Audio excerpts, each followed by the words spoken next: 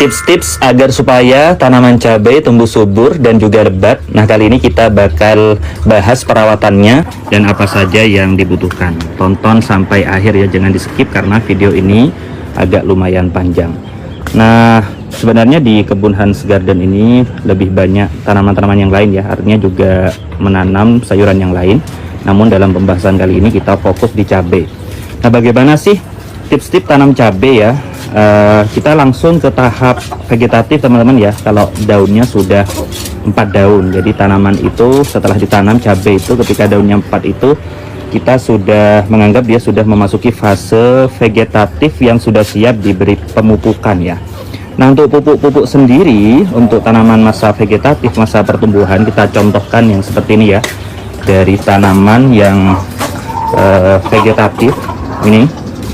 Dari daun 4 itu kita pupuknya menggunakan kotoran ayam teman-teman ya. Jadi kotoran ayam yang direndam ya, difermentasi minimal seminggu sampai 1 bulan menggunakan E4 dan molase.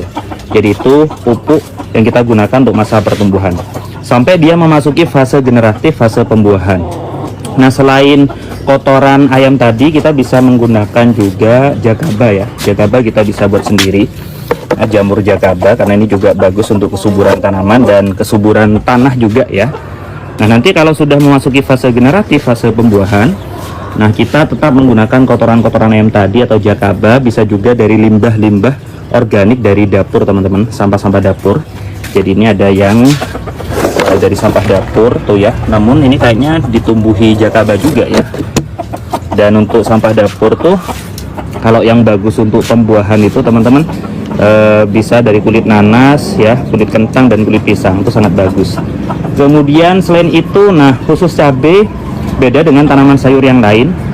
Cabai kita menambahkan kalsium teman-teman. Kalsium kalian bisa menggunakan manohara ataupun kalsinut ya. Itu digunakan ketika masa generatif ya. Seminggu sekali, semuanya dari pupuk-pupuk itu digunakan seminggu sekali. Nah, yang paling penting nih yang banyak terlewatkan ya. Fokus kita adalah di pencegahan hama ya, anti hama, pestisida. Karena tanaman itu adalah aset dari hama teman-teman. Kalau kita tidak ada pencegahan, maka sebagus apapun pupuk dari yang kita gunakan itu akan kalah dengan hama yang bakal mengganggu tanaman. Apalagi cabai ya, cabai itu hamanya luar biasa, dari jamur, kutu putih ya, keriting dan lain sebagainya. Jadi kita menyelingi dengan kimia untuk hamanya. Untuk 1 bulan itu kita menggunakan 3 kali organik. Organik bisa buat sendiri dari daun pepaya ataupun daun kulit bawang dan lain sebagainya. Itu banyak tutorialnya kita bisa cari di media sosial ya untuk pembuatan organik. Nah, kalau misalnya tidak mau buat organik sendiri, sekarang juga kita banyak temukan produk-produk produk organik ya. Itu bisa digunakan dalam 1 bulan 3 kali, dan 1 kalinya kita menggunakan kimia karena kita juga membatasi penggunaan kimia, namun tetap masih tidak bisa lepas dari kimia ya, karena full organik hasilnya kurang bagus. Jadi kita sekali menggunakan kimia. Nah, untuk kimianya kita menggunakan Abasil atau Metro. Nanti kita produknya bakal kita sematin di kolom komentar ataupun di deskripsi. Dan untuk yang terakhir yaitu masalah media tanam ataupun polybag yang kita gunakan. Nah, untuk ukuran polybag sendiri kita menggunakan 35 ya teman-teman. Ukuran 35 ini udah cocok ya. Dan untuk media tanamnya seperti media tanam yang umumnya banyak digunakan, tanah sekam sama kotoran ayam ya, atau kotoran kambing juga bisa, intinya kotoran hewan. Perbandingannya, jika tanah 1, sekamnya 2. Aku sekamnya menggunakan bisa sekam bakar atau sekam lapuk, tidak menggunakan sekam mentah, kecuali untuk buah-buahan seperti pisang tuh ya, kita menggunakan sekam mentah.